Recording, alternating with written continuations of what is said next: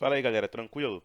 Falando mais um pouquinho aqui dos nossos mecanismos homeostáticos, hoje nós vamos falar da regulação da temperatura corporal.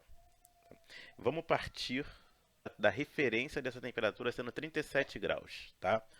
37 por causa do esquema. Vocês vão olhar na literatura, vai ter local que fala 36,5 a 37.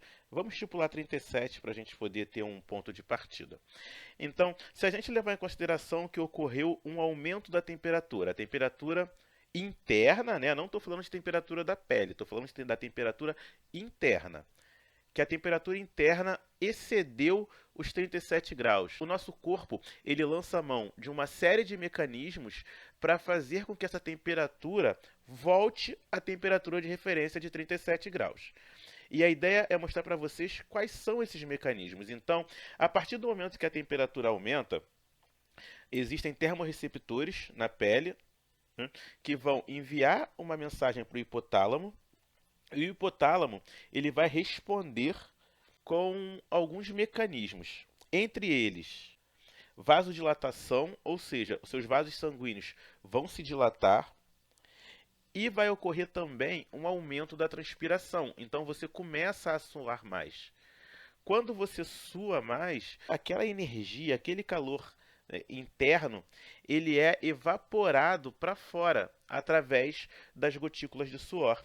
E esses dois mecanismos juntos, né, estou simplificando bastante, claro. Quando vocês chegarem na específica, a gente pode aprofundar mais, né, mas por enquanto, né, para o nível que a gente se encontra, essa informação ela está de bom tamanho. Então, o mecanismo de vasodilatação, né, e o aumento da transpiração, eles fazem com que a temperatura diminua e essa temperatura retorne para aquela de referência que é os 37 graus. Eu acho que isso ajuda vocês a entenderem por que se você estiver praticando uma atividade física, você começa a suar. Né? Você está praticando atividade, sua temperatura interna começa a aumentar e com isso você transpira para poder fazer a regulação dessa temperatura, para você diminuir essa temperatura. Feedback negativo. Lembra a nossa primeira aula sobre homeostase? Isso aqui é um bom exemplo do feedback negativo.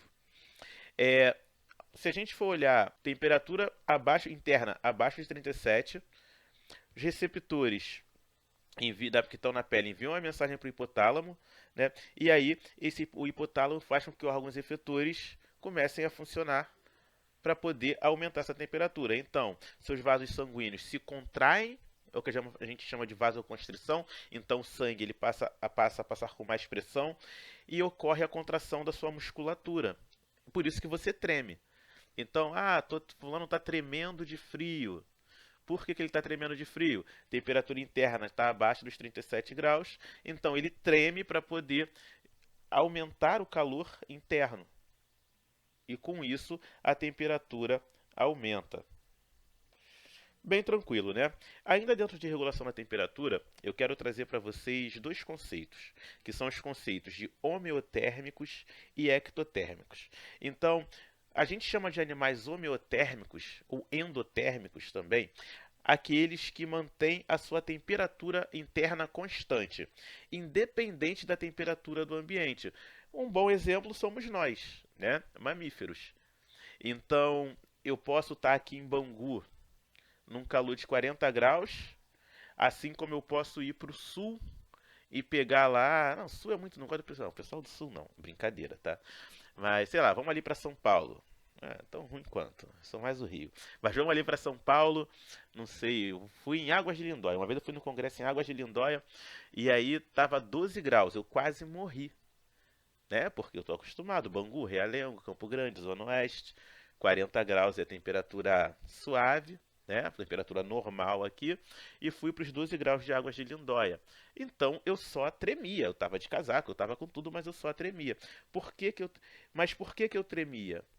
Feedback negativo. Isso era o meu corpo brigando, lutando para manter a minha temperatura interna 37 graus. E por que ele mantém 37 graus? Porque eu sou um animal homeotérmico. A minha temperatura interna ela se mantém constante, independente da temperatura do ambiente. Agora, existem animais, né, como muitos répteis, vamos pegar assim como exemplo, que são o que nós chamamos de ectotérmicos. A temperatura deles varia de acordo com a temperatura do ambiente. Então, às vezes você vê aquele lagarto, tá, né? Largato não, pelo amor de Deus. A gente vê aquele lagarto lá, paradão no sol. O que que ele está fazendo? Está aquecendo o corpo dele.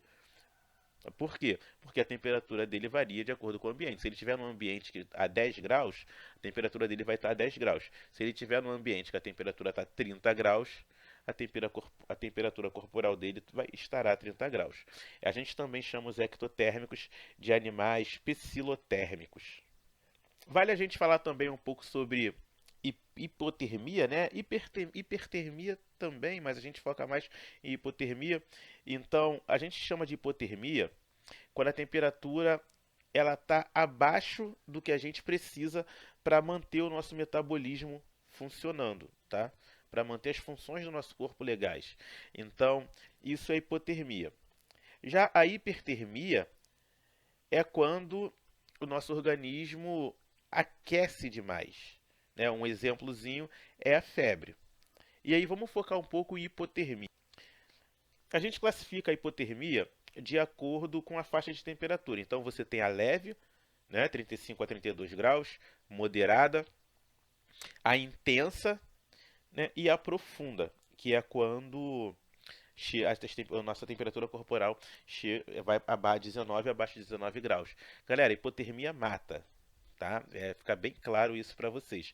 Acredito que todo mundo já viu, né? Se bem que vocês estão tudo novinho, né? Mas filme famoso, Titanic, né? Aonde o Jack, o nome dela eu não lembro não, Rose, o nome dela era Rose, né? Mas nós tínhamos o Jack, nosso amigo DiCaprio, né? DiCaprio que mandou tacar fogo na Amazônia. Não, esquece isso, brincadeira, não falei isso, né? Alguém falou que Leonardo DiCaprio estava patrocinando as ONGs para tacarem fogo na Amazônia para poder desacreditar o governo brasileiro, né? Falaram, acredita quem quer essa porcaria. Mas tudo bem. Então, para quem viu o filme, a gente pode perder um tempo aqui debatendo. Leonardo DiCaprio morreu de hipotermia porque o local que a menina estava lá, a Rose lá, né? Só dava ela. Segundo o filme, só dava ela. Então ele ficou na água, segurando ali a Rose, vendo a Rose ali se salvando, né? Então fizeram um estudo. Sim, as pessoas estão cheias de tempo, elas fazem isso, aonde mostraram que naquele espaço que Rose estava cabia DiCaprio e cabia acho que até mais uma pessoa, né? Mas tudo bem. Então, brincadeiras à parte, né? Só pra gente lembrar. Então aqui, ó. Mas é real. Dá uma olhada nessa estrutura aqui. Vocês acham que ele realmente não cabia aqui do lado dela?